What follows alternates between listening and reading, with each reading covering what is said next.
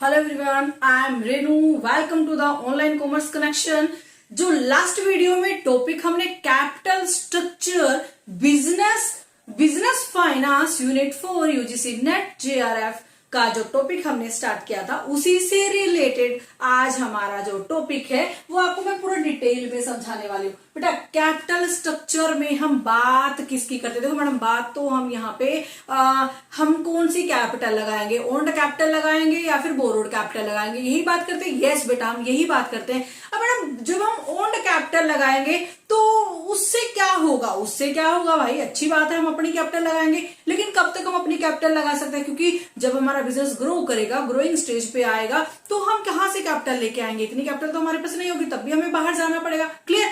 अगर मैडम हम पूरी ही बाहर से कैपिटल लगा लेते, बेटा बाहर से लगा लो, थोड़ा रुको, सोचो। अगर आप बाहर से कैपिटल लगाओगे, क्या उस कैपिटल के लिए आप कुछ भी रिटर्न पे नहीं करोगे? क्या उसके लिए कोई इंटरेस्ट आपको नहीं देना पड़ेगा? तो ये बहुत सारी चीजें हैं। इसी वजह से हमें अपनी कैपिटल को, जो हम बिजनेस में लगा रहे हैं, अपने बिजनेस में इन्वेस्ट कर रहे हैं, उसका एक स्ट्रक्चर बनाना पड़ता है, एक मिक्स बनाना पड़ता है, जिसका बर्डन हमारे शेयर होल्डर्स, हमारे बिजनेस के ऊपर ना हो। क्लियर? अब बात करते हैं हम कॉस्ट ऑफ कैपिटल और वैल्यू ऑफ फर्म की।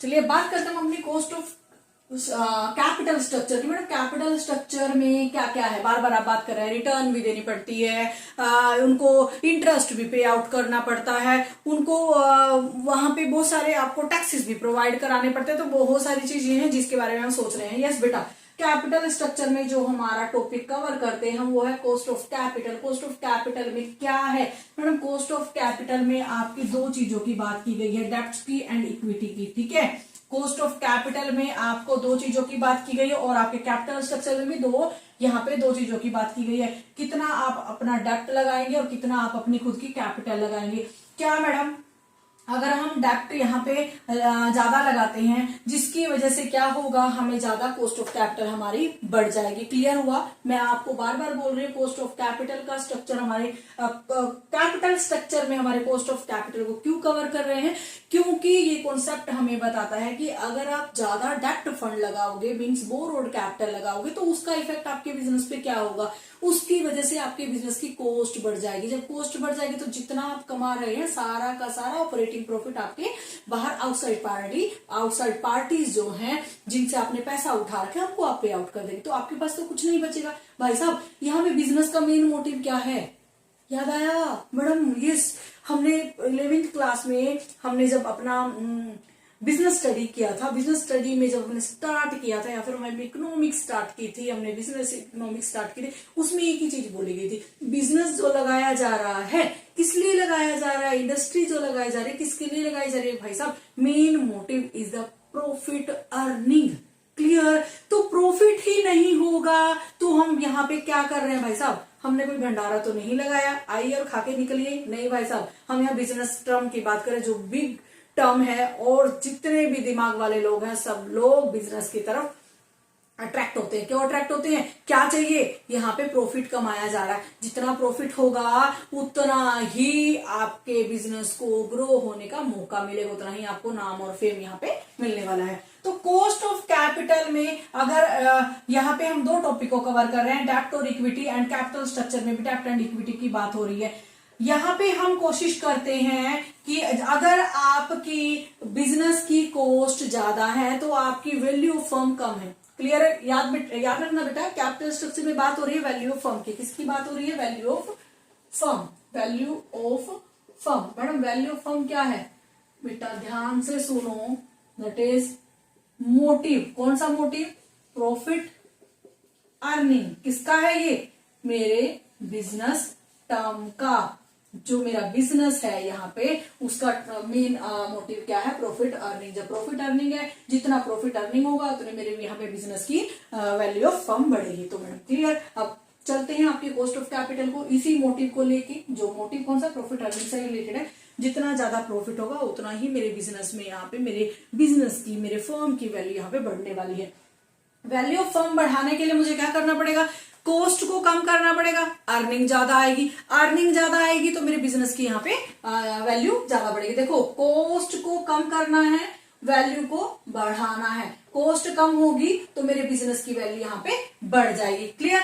अब मैडम ठीक है, आप बात कर रहे हैं इस चीजों की, हम ठीक है बात कर लेते हैं। मैडम ये वैल्यू फर्म क्या क्या क्लियर करता है, आप पहले ये बता दीजिए। वैल्यू फर्म को दो चीजों को कवर करता है, एक आपकी कॉस्ट को एंड आपकी अर्निंग को। बार बार बोल रही हूँ कि आपके कैपिटल स्ट्रक्चर में, आपके कॉस्ट ऑफ कैपिटल में हर चीज का इफेक्ट किसके ऊपर आता है? आपकी वैल्यू फर्म, आपके बिजनेस के ऊपर आता है। आपका बिजनेस क्या चल रहा है? आपका बिजनेस चल रहा है प्रॉफिट अर्निंग पे, उसको रिटर्न चाहिए। रिटर्न कैसे आएंगी? रिस्क ज्यादा होगा, रिस्क ज्यादा क्या होगा?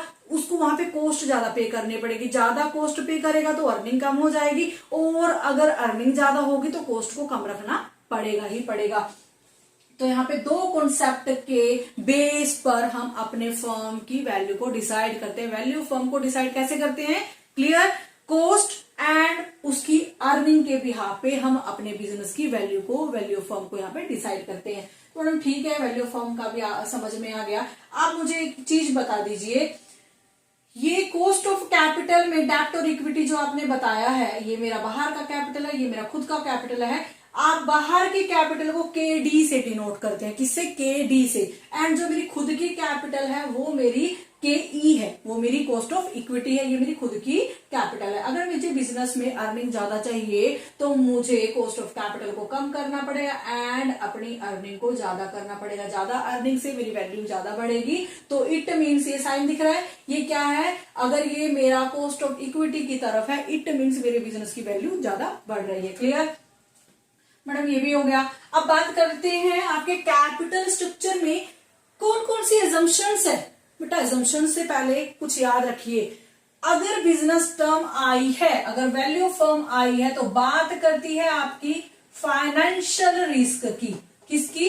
Financial risk. देखो फाइनेंशियल रिस्क क्या है? बार बार बोला जाता है, आपके बिजनेस को जो रिस्क यहाँ पे हो रहा है आपके कैपिटल स्ट्रक्चर से, उसमें आपको यहाँ पे कवर करना है अपनी रिटर्न को। अपनी रिटर्न ज्यादा होनी चाहिए, रिटर्न ज्यादा होगी और आपकी वैल्यू फर्म बढ़ेगी। वैल्यू बढ़ेगी फर्म की, तो क्यों बढ़ रही है? रीजन क्या है? क्योंकि उसकी कॉस्ट ऑफ कैपिटल कम है। ठीक है, ओके। अब इसकी एजम्पशंस क्या है जो कैपिटल स्ट्रक्चर को डिफाइन करती हैं? पहली इसकी जो एजम्पशंस है, पहली है इसमें दो ही फंड को यूज करते हैं। देखो बार बार कॉस्ट ऑफ जब कैपिटल हमने पढ़ी थी, चार टाइप के वहां पे हमने सोर्सेस पढ़े थे आपके बिजनेस की फंडिंग। क्या क्या पढ़े थे बेटा? अगर किसी बच्चे को कॉस्ट ऑफ कैपिटल से रिलेटेड कोई भी डाउट है, जाके आप कॉस्ट ऑफ कैपिटल की जो वीडियोस है यूजीसी नेट की, आप उनको स्पेसिफाई देख सकते हैं, ताकि आपको जो मटेरियल अपने एग्जाम के लिए चाहिए वो आपको इजीली उसमें अवेलेबल हो जाएगा। अब बात करते हैं अपने कॉस्ट ऑफ कैपिटल की। कैसे मैंने बात करी मैडम यहाँ पे फंडिंग सोर्स की, कौन कौन से सोर्सेज हैं आपके कॉस्ट ऑफ कैपिटल स्ट्रक्चर में जो यूज कर रहे हैं? मैडम इसमें दो सोर्स यूज करें, इक्विटी एंड डेब्ट। बट अब कैपिटल, कॉस्ट ऑफ कैपिटल में चार सोर्स यूज करते थे, equity capital, preferential, retained earning, clear, and आपका डिवेंचर्स। ठीक है, डेब्ट्स, इनको यूज कर रहे थे, इन चीजों को यूज कर रहे थे। बट यहाँ पे आपके सिर्फ दो सोर्सेज को ही यूज करते हैं हम, डेब्ट एंड इक्विटी को। ये इसकी पहली असम्पशन हो गई।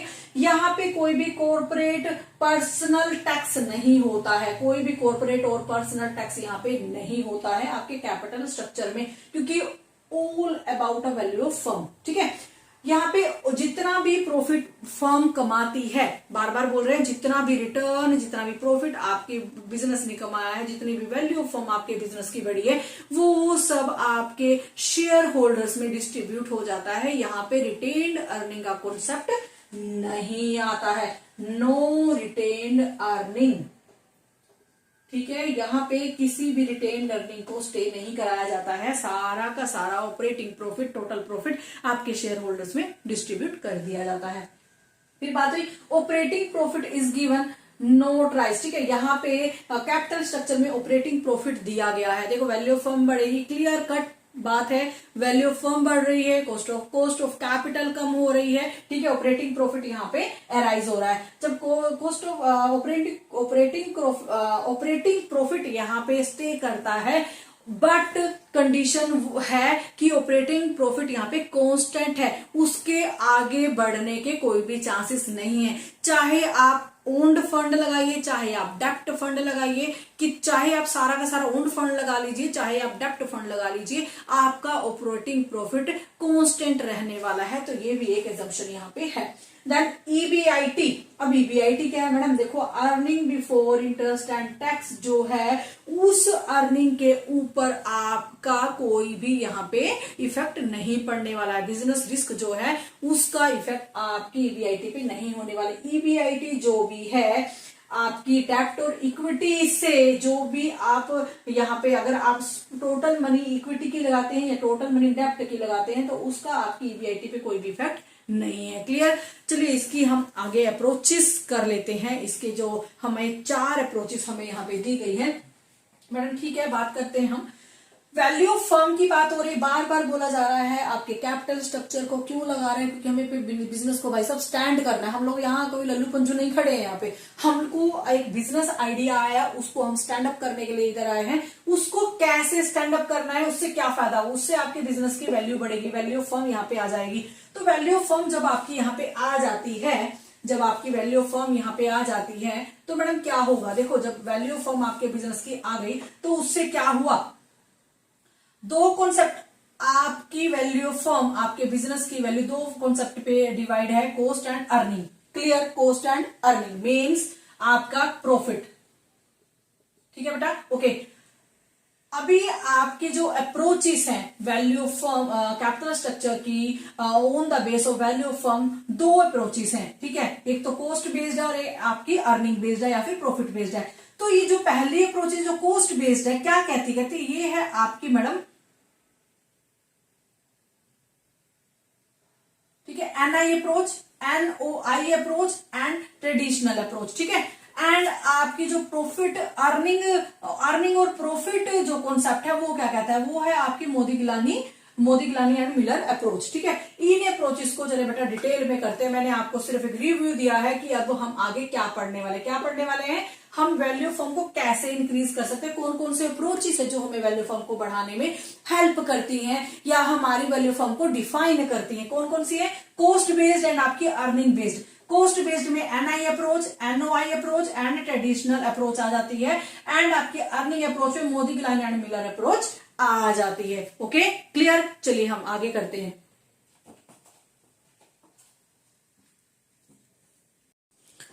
चलिए अब कैपिटल स्ट्रक्चर की जो अप्रोचेस है, जो थ्योरीज है, उसके रिगार्डिंग हम बात कर लेते हैं। जो अभी हमने पढ़ा है कि 4 अप्रोचेस कैपिटल स्ट्रक्चर की दी गई हैं। ठीक है, तो एनआई, एनओआई, ठीक है, और आपका मोदी गिलानी एंड आपका ट्रेडिशनल अप्रोच यहाँ पे प्रोवाइड कराया गया है। तो एनआई अप्रोच क्या कहती है, नंबर 1 अप्रोच जो है कैपिटल स्ट्रक्चर की थ्योरी है, क्या बोलती है, इस थ्योरी को बोलते हैं नेट इनकम अप्रोच। क्या बोलते हैं, net income approach. Net income approach किसने दी थी, हमारे डेविड दुरंद ने दी थी। किसने दी थी, डेविड दुरंद ने दी थी। क्या बोलता है वो, कहता है जो कॉस्ट ऑफ डिबेंचर है और जो कॉस्ट ऑफ इक्विटी है, अगर आपकी कॉस्ट ऑफ इक्विटी हमेशा ज्यादा है, मींस आपकी बिजनेस की अर्निंग ज्यादा है, तो इट मीन्स आपके बिजनेस की वैल्यू ऑफ फर्म यहाँ पे हमेशा अच्छी रहेगी। बट उसने कुछ यहाँ पे एजम्पशंस प्रोवाइड करी है। एजम्पशंस प्रोवाइड कराने से पहले मैं आपको बता दूं दुरंद क्या कहता है, जितना ही आपके बिजनेस की कॉस्ट ऑफ कैपिटल ज्यादा रहेगी, मींस आप अपने बिजनेस के लिए जो मनी आपने ले रखे, फंडिंग ले रखी है, उसके लिए ज्यादा बाहर पे आउट करते हो, तो आपकी वो फर्म की वैल्यू को कम कर देती है। क्लियर। एंड जितनी कॉस्ट कैपिटल कम होगी, जितना आपका मनी का फ्लो बाहर कम होगा, उतनी आपकी वैल्यू ऑफ फर्म बढ़ेगी। तो इट मींस ये बताता है आपका कैपिटल स्ट्रक्चर कि आपकी cost and value of firm में एक नेगेटिव रिलेशन होता है। अगर एक चीज बढ़ती है तो दूसरी कम होती है, अगर दूसरी कम होती है तो एक वैल्यू ऑफ फर्म यहाँ पे बढ़ जाती है। क्लियर। अब बात करते हैं अपने नेट इनकम अप्रोच की। डेविड दुरंद ने जो हमें दी है, क्या बोलता है, इसलिए कुछ एजम्पशंस यहाँ प्रोवाइड करे। कहता है ये जो अप्रोच है ना, ये जो आप बोल रहे हैं कि कॉस्ट ज्यादा है तो वैल्यू ऑफ फर्म कम हो जाएगी, अगर कॉस्ट कम है तो वैल्यू ऑफ फर्म ज्यादा हो जाएगी, ये कब अप्लाई होगा भाई साहब, ये तब अप्लाई होगा अगर ये एजम्पशंस आप ध्यान में रखें। तो क्या क्या एजम्पशंस है, क्वेश्चन इन्हीं के बेस पे आ जाता है बेटा। कहता है केडी और केई मींस कॉस्ट ऑफ इक्विटी हमेशा ज्यादा, cost of equity and KD या मेरी जो नेट इनकम अप्रोच है उसमें इन दोनों का कोई इफेक्ट नहीं पड़ेगा। एजम्पशंस दी है कि हमारा कैपिटल स्ट्रक्चर को दिखाता है, हमारी फर्म की वैल्यू को दिखाता है, बट हम तो अप्रोचेस पढ़ रहे हैं जो हमारा डेविड दुरंत कहता है। डेविड दुरंत कहता है कि एजम्पशंस है कि केडी और केई कांस्टेंट है, दोनों में से किसी का भी नेट इनकम पर कोई इफेक्ट ना हो रहा हो, दोनों बोथ आर द कांस्टेंट, तभी ये आपकी नेट इनकम अप्रोच यहाँ पे अप्लाई होती है। दूसरा जो आपकी कैपिटलाइजेशन है मींस आपके बिजनेस को कितनी कैपिटल की रिक्वायरमेंट है वो भी आपका दिया गया है। अब ये कांस्टेंट है कि आगे आने वाले टाइम में आपके बिजनेस को किसी भी कैपिटल की रिक्वायरमेंट नहीं है। यहाँ पे दो असम्पशंस मैं आपको बता रही हूँ, एक तो यहाँ पे केडी और केई दोनों कांस्टेंट है, दोनों के एक के बढ़ने से और दूसरे के कम होने से यहाँ पे कोई भी इफेक्ट नहीं होने वाला है, क्योंकि बात किसकी हो रही है, वैल्यू ऑफ द फर्म की बात हो रही है, किसकी, कॉस्ट की एंड वैल्यू ऑफ फर्म की यहाँ पे बात हो रही है। बट यहाँ पे cost of debt and cost of equity दोनों कांस्टेंट हैं आपकी नेट इनकम अप्रोच में। अगर वो कांस्टेंट है तभी आपकी नेट इनकम थ्योरी यहाँ पे अप्लाई होती है। दूसरा जो आपके बिजनेस के लिए कैपिटल रिक्वायरमेंट है वो कितनी है, अगर आपके बिजनेस के लिए कैपिटल रिक्वायरमेंट बढ़ती ही जाएगी तो इट मींस कैपिटल स्ट्रक्चर की जो नेट इनकम अप्रोच है यहाँ पे अप्लाई नहीं होगी। अप्लाई तभी होगी अगर आपके बिजनेस की जो कैपिटल रिक्वायरमेंट है वो भी कांस्टेंट है। इट मींस आपको फ्यूचर में किसी भी टाइप की कैपिटल की यहाँ पे कोई जरूरत नहीं है, ना तो आप डेप्ट से ले रहे हैं ना आप इक्विटी से ले रहे हैं, कांस्टेंट है, जितनी कैपिटल लगी हुई है वही इनफ है। ओके, फिर बात है फाइनेंशियल लिवरेज की। अब ये फाइनेंशियल लिवरेज क्या है, कहता है जो फाइनेंशियल लिवरेज, चाहे आप सारी कैपिटल बाहर से ले लो, डेप्ट से ले लो, चाहे आप सारी कैपिटल इक्विटी से ले लो, फाइनेंशियल लिवरेज, ओके, इस फाइनेंशियल लिवरेज का आपके इन्वेस्टर्स के ऊपर कोई भी इफेक्ट नहीं आएगा। क्लियर बेटा, याद रखना, तीन एजम्पशन से आई, दो एजम्पशन में आपको बता रही हूँ और उसमें ही फाइनेंशियल लिवरेज जो दिया हुआ है, फाइनेंशियल लिवरेज बताता है कि आपके जो इन्वेस्टर्स हैं यहाँ पे सेफ हैं, उनके ऊपर कोई भी इफेक्ट फाइनेंशियल लिवरेज का नहीं पड़ने वाला है। तो ठीक है मैडम, ठीक है, चलो बात करते हैं बेटा। यहाँ पे कॉस्ट ऑफ डेप्ट की बात करती है, कॉस्ट ऑफ डिबेंचर की बात करें मैडम, जितना ज्यादा, ये अप्रोच क्या कहती है, ध्यान से सुना, ये अप्रोच आपकी जो हमने कैपिटल स्ट्रक्चर में जो पढ़ा है कि जितना कॉस्ट ज्यादा होगी उतनी वैल्यू फर्म गिरेगी और जितना कॉस्ट कम होगी उतनी वैल्यू ऑफ फर्म आपकी बढ़ जाएगी। ठीक है, यहाँ पे कहता है कि जितना फाइनेंशियल लिवरेज आपका अच्छा होगा, मीन्स फाइनेंशियल लिवरेज में अगर ज्यादा डेप्ट को या डिबेंचर्स को ज्यादा यूज करते हैं उसकी वजह से आपकी फर्म की जो कॉस्ट है कम हो जाती है एंड आपकी वैल्यू फर्म बढ़ जाती है। मैडम ये क्या बोल दिया, यस, यही एक क्रक्स है जो आपकी नेट इनकम अप्रोच को दिखाता है। नेट इनकम अप्रोच क्या कहती है, आप टोटल फंडिंग, आप जितना ज्यादा पार्ट आप डिबेंचर से लेते हैं अपनी कैपिटल स्ट्रक्चर में, जितना ज्यादा पार्ट आपका डिबेंचर का होता है, आपके डेप्ट्स का होता है, उतनी ही कॉस्ट ऑफ कैपिटल डाउन जाएगी एंड उतनी ही वैल्यू फर्म यहाँ पे बढ़ जाएगी। ये आपको क्रक्स बताया है मैंने। देखो बेटा किस तरीके से, देखो यहाँ पे मैंने आपको ओ एंड एक्स पे शो किया है आपके K E, cost of equity and cost of डेप्ट को, ठीक है, और नीचे degree of leverage. Degree of leverage means debentures की यहाँ पे कितना लेवल है, जितना जितना ज्यादा आप डिबेंचर्स को यहाँ पे बढ़ाते जाते हैं उतना ही ज्यादा आपकी फर्म की वैल्यू यहाँ पे बढ़ जाती है, क्योंकि उतना ही कॉस्ट ऑफ कैपिटल आपकी डाउन यहाँ पे चली जाती है। क्लियर, ये था आपका कॉस्ट ऑफ कैपिटल स्ट्रक्चर की पहली थ्योरी, आपकी नेट इनकम अप्रोच जो हमारे डेविड दुरंत ने की है। नेक्स्ट हम लोग कर लेते हैं। अब हमारी जो दूसरी अप्रोच है दैट इज आपकी एनओआई अप्रोच। एनओआई थ्योरी और अप्रोच क्या बोलती है, किसने दी है, दुरंत ने दी है। दुरंत कहता है अभी अभी आपने एनआई अप्रोच पढ़ी है, ठीक है, मैं उसके बिल्कुल खिलाफ हूं। भाई साहब क्यों खिलाफ हूं ये तो बता दो, क्या बोला था उस अप्रोच ने, ध्यान से सुनिएगा। एनआई अप्रोच ने बोला था कि अगर आप अपने बिजनेस में ज्यादा से ज्यादा डेप्ट को, डिबेंचर्स को यूज करते हैं उससे आपके बिजनेस की कॉस्ट कम हो जाती है एंड वैल्यू आपकी बढ़ जाती है। क्लियर, एक ही क्रक्स मैंने आपको बताया था, जितना हायर आपका डिबेंचर्स कैपिटल स्ट्रक्चर में आप यूज करेंगे उतना कॉस्ट डाउन होगा एंड आपके बिजनेस की वैल्यू ऑफ फर्म यहाँ पे बढ़ जाएगी। कहता मैं तो उसके खिलाफ हूं। भाई साहब खिलाफ हूं, बता दो तुम्हारे क्या रीजन है। कहता मैं बोलता हूं आपका बिजनेस डिपेंड करता है जो प्रॉफिट आप कमा रहे हैं, आपका प्रॉफिट और आप अपने प्रॉफिट के लिए जो रिस्क उठा रहे हैं वो ही आपके बिजनेस की वैल्यू को बताता है। यस बेटा, बिल्कुल क्लियर। ओके सर, हमें आपकी बात भी समझ में आ गई और हमें एनआई वाले की बात भी समझ में आ गई।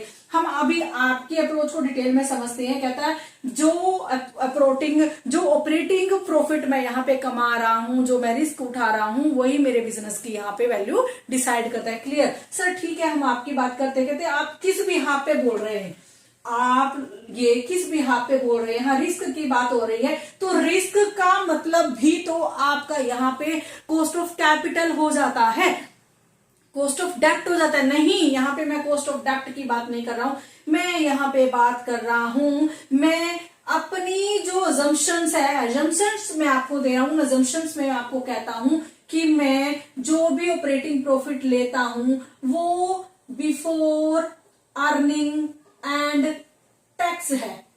अरे भाई, इसने तो क्लियर ही कर दिया। कहता है जो नेट प्रॉफिट, जो आपके ऑपरेटिंग प्रॉफिट की यहाँ पे बात हो रही है, ऑपरेटिंग प्रॉफिट कौन सा है, before interest and tax. Means ना तो वो इंटरेस्ट का फायदा यहाँ पे ले रहा है, अगर इंटरेस्ट का फायदा यहाँ पे नहीं ले रहा है तो उसको किसी तरीके से यहाँ पे टैक्स का फायदा भी नहीं मिल रहा है, तो उसने दोनों चीजों को बाहर निकाल दिया।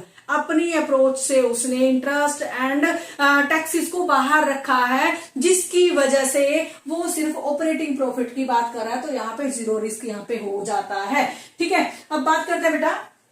कहते हैं क्या कहता है, कहते हैं वैल्यू ऑफ फर्म कैसे बढ़ेगी, वैल्यू ऑफ फर्म बढ़ेगी only operating profit. Operating profit कौन सा, earning before interest and tax, और ये जो आपका KO है ये ओवरऑल आपकी cost of capital. Overall cost of capital कौन सा मैडम, देखो ओवरऑल कॉस्ट ऑफ कैपिटल जो आप पढ़ते हैं, ठीक है, आपने कौन सा कैपिटल स्ट्रक्चर, किस तरीके का कैपिटल स्ट्रक्चर आपने अपने बिजनेस के लिए यहाँ पे सेटअप किया है, वो आपकी कॉस्ट ऑफ कैपिटल में आ जाता है। मैडम अभी आप बता रहे हैं NOI अप्रोच क्या था, ऑपरेटिंग प्रॉफिट के ऊपर हम काम करते हैं, जितना मेरा अच्छा प्रॉफिट होगा उतना ही मेरी वैल्यू ऑफ फर्म बढ़ेगी। यस बेटा, हम बार बार वही बात कर रहे हैं। कहते हैं इसकी असम्पशन क्या, कहता है मैं किसी भी कॉर्पोरेट टैक्स को यहाँ पे नहीं लेता हूं, ये तो हमने बात करी है, वो किसी भी टैक्स को यहाँ पे नहीं मानता है। Overall cost of capital is constant. यहाँ आप चाहे सारी डिवेंचर्स लगाइए, चाहे सारा आप यहाँ पे शेयर कैपिटल लगाइए, उसका मेरे ऑपरेटिंग प्रॉफिट पे कोई इफेक्ट नहीं है। क्लियर। उसके बाद कहता है मार्केट में जो मेरे बिजनेस की जो वैल्यू है ना, वैल्यू ऑफ फर्म है,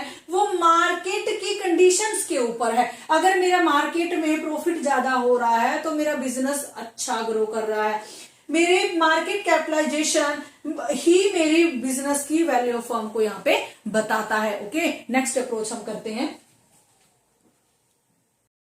अब जो हमारी थर्ड अप्रोच और थ्योरी है, that is traditional approach of capital structure. किसने दिए, एस्टा सोलोमन एंड फ्रेड वेस्टन ने हमें traditional approach of capital structure यहाँ पे प्रोवाइड कराई है। क्या कहती है, कहते हैं कैपिटल स्ट्रक्चर भाई हम तो दोनों से बात करते हैं, हम तो NI अप्रोच और NOI अप्रोच दोनों को लेके चलते हैं। It is a mixes of NI approach and NOI approach.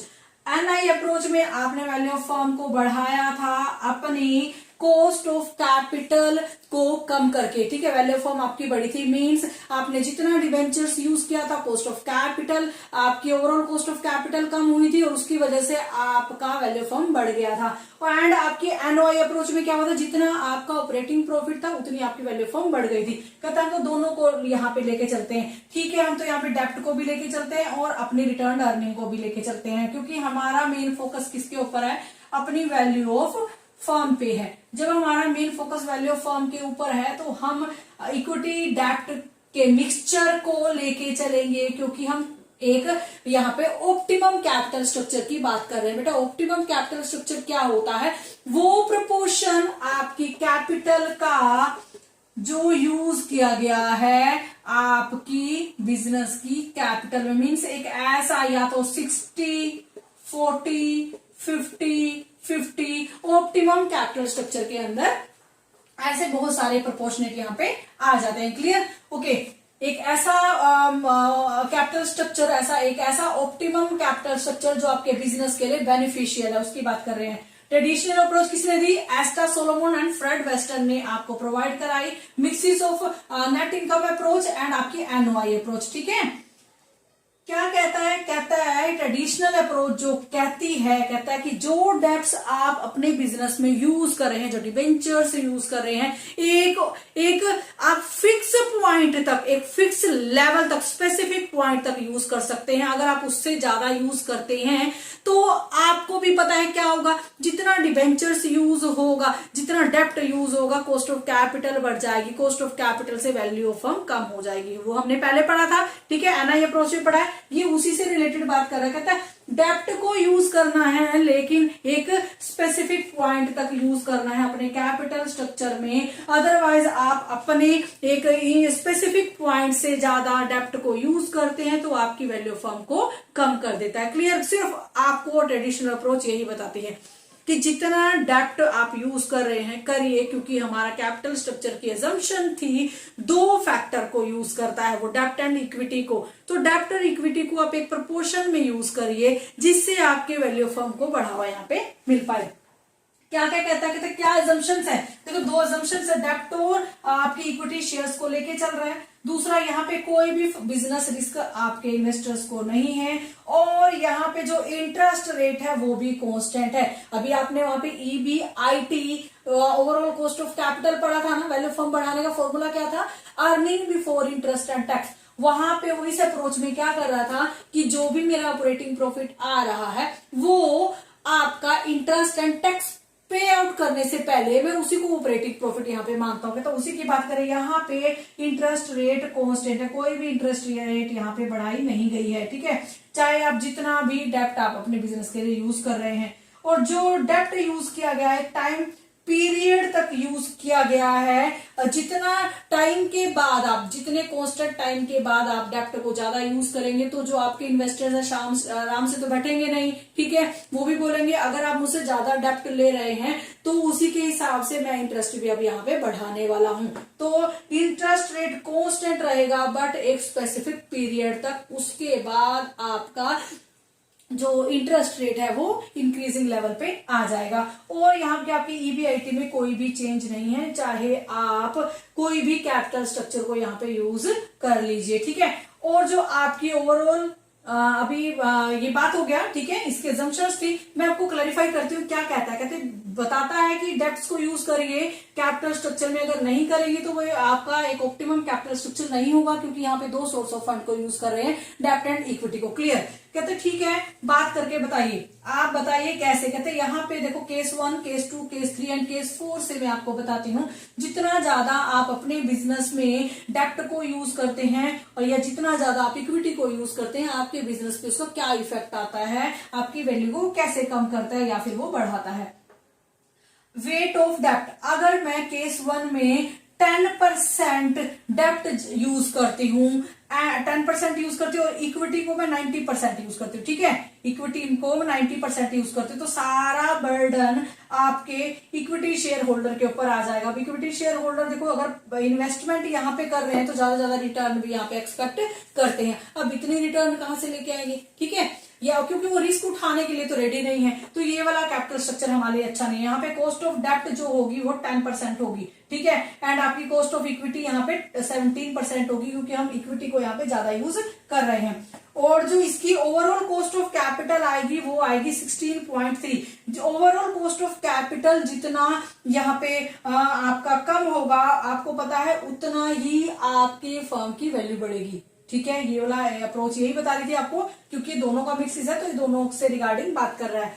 अब केस 2 में इसने क्या बोला, अगर मैं वेट ऑफ डेप्ट को यहाँ पे 30% लेता हूं और इक्विटी में 70% लगाता हूं, देखो 100 तो होना चाहिए ना, हमारी जो बिजनेस फंडिंग होती है वो 100% होती है, कुछ पार्ट डेप्ट का एंड कुछ पार्ट उसका यहाँ पे इक्विटी का होता है।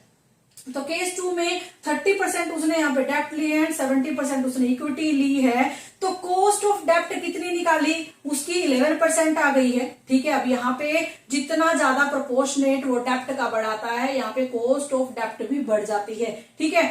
एंड इक्विटी 70% हो गया, तो इसके हिसाब से आपकी कॉस्ट ऑफ इक्विटी आ गई 80%। ओवरऑल कॉस्ट ऑफ कैपिटल 15.9 हो गई। अब ओवरऑल कॉस्ट ऑफ कैपिटल कम हो गई तो इट मींस क्या होगा, डेप्ट को जितना जितना थोड़ा थोड़ा एक प्रोपोर्शनेट में एक स्पेसिफिक टाइम पीरियड पे मैं उतना ही यहाँ पे मेरी वैल्यू ऑफ फर्म बढ़ती है, ठीक है, एक स्पेसिफिक पीरियड तक। उसके बाद अगर मैं ज्यादा डेप्ट को यूज करता हूं तो मेरी फर्म की वैल्यू कम भी हो सकती है। अब केस 3 में 50-50 मैंने लिया।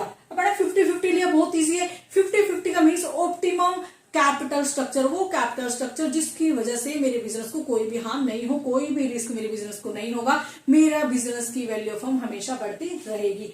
तो अगर आप 50-50 लेते तो उसमें क्या होगा, कॉस्ट ऑफ डेप्ट आपकी 12% आ गई एंड कॉस्ट ऑफ इक्विटी आपकी 19% आ गई। 15.9 जो आपकी ओवरऑल कॉस्ट ऑफ कैपिटल आया है, इट मीन जितनी कम होती जा रही है उतना ही आपकी फर्म की वैल्यू फर्म बढ़ती जा रही है।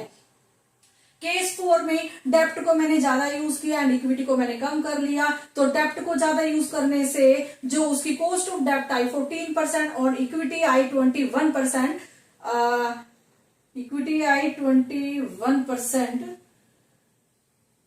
हाँ इक्विटी आई आपकी कॉस्ट ऑफ इक्विटी, एक मिनट।